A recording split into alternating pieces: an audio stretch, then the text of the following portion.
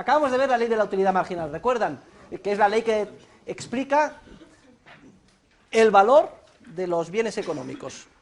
Pues bien, la otra ley esencial, desde el punto de vista del actor individual, que vamos a enunciar ahora, y que en su momento utilizaremos para entender el proceso de mercado en relación con los bienes de capital, es la ley del rendimiento o productividad marginal decreciente. Fíjense ustedes que en economía cada vez vamos a introducir más el apellido marginal, en el margen. Por eso también la economía austríaca se llama economía subjetivista o economía marginalista. Es curioso, pero vamos a ir descubriendo juntos que son los últimos actores, los menos interesados, las últimas valoraciones, las que determinan la de todos. Es una cosa maravillosa y sorprendente, pero así es. Bueno, pues vamos a explicar hoy en qué consiste la ley de la productividad marginal decreciente.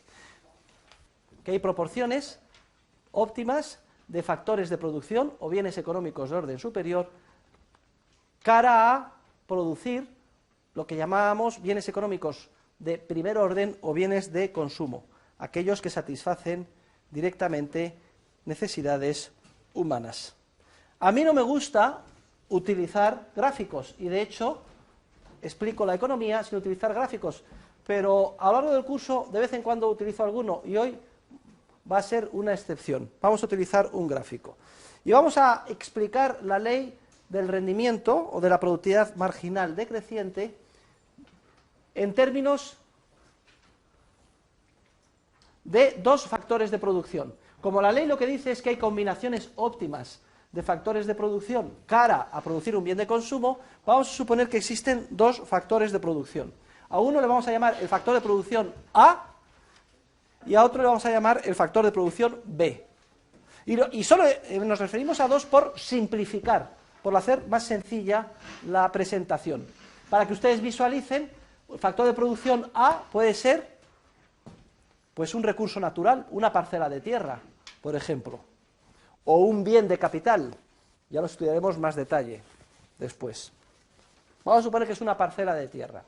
Y el factor de producción B, vamos a suponer, en consonancia a cómo se presenta en la mayor parte de los libros de texto de economía este problema, vamos a suponer que es el factor que llaman ellos trabajo.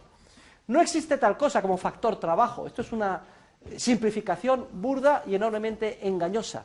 No hay un bien de producción que sea trabajo.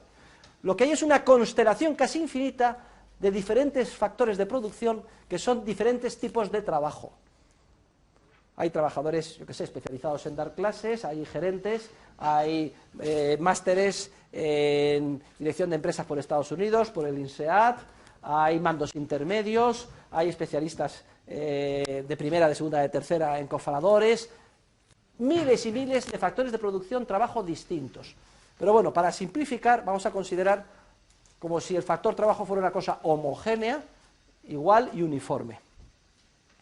Y vamos a suponer que uno de estos factores es un factor fijo, en el sentido de que su cantidad, la cantidad disponible para el actor empresario, no aumenta, está dada. Supongamos que el factor A es el factor fijo.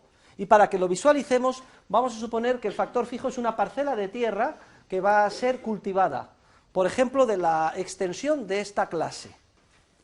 Y el factor B vamos a considerarle que es el factor variable, en el sentido de que vamos a considerar que están a disposición del actor, del empresario, un número variable de unidades. O dicho de otra forma, que puede contratar más o menos unidades de ese factor trabajo. Estamos en un bufete de abogados, se pueden contratar más o menos abogados. Yo tengo una fábrica de automóviles y puedo contratar más o menos mano de obra para el montaje de la fábrica de automóviles. Bueno, pues lo que dice la ley es que suponiendo que el factor de producción A, la parcela de tierra, este rectángulo de clase hoy, sea fijo, suponiendo que A sea fijo, ¿qué pasa si empezamos a incrementar el número de unidades del factor complementario? En este caso el factor trabajo, concretamente a agricultores.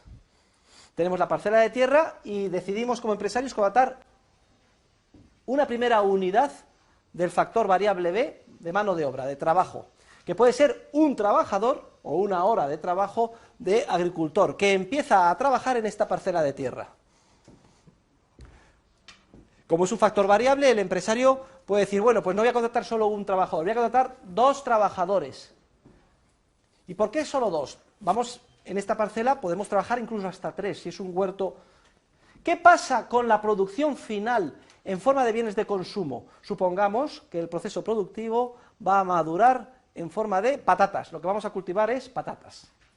Pues lo que dice la ley es que si tenemos un factor de producción fijo y vamos incrementando el número de unidades del factor variable, que si tenemos un factor de producción fijo, la parcela de tierra, y vamos incrementando el número de trabajadores que la cultivan, lo que dice la ley es que en términos de bien final de consumo, el resultado es que al principio, conforme aumentamos el número de unidades del factor variable, el número de trabajadores, la producción en forma de patatas al principio crece más que proporcionalmente.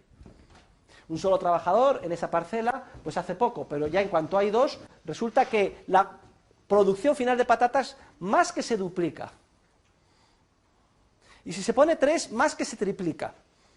Y eso ocurre durante o a lo largo de un número determinado de unidades adicionales del factor variable.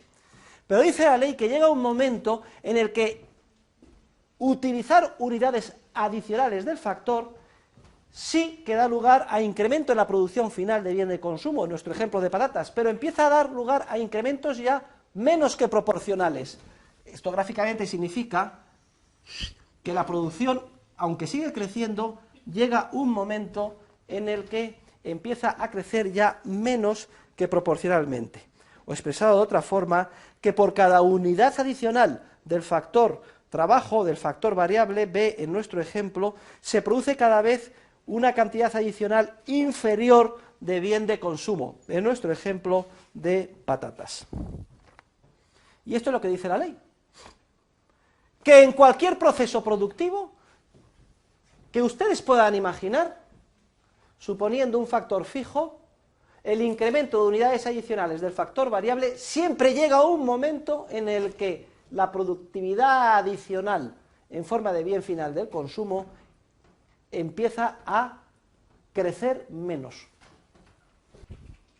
Y esto es lo que se llama productividad marginal decreciente. Por eso la ley se llama ley del rendimiento o de la productividad marginal decreciente. En términos gráficos, cuando deja de ser cóncava y empieza a ser convexa la curva, a partir de este momento,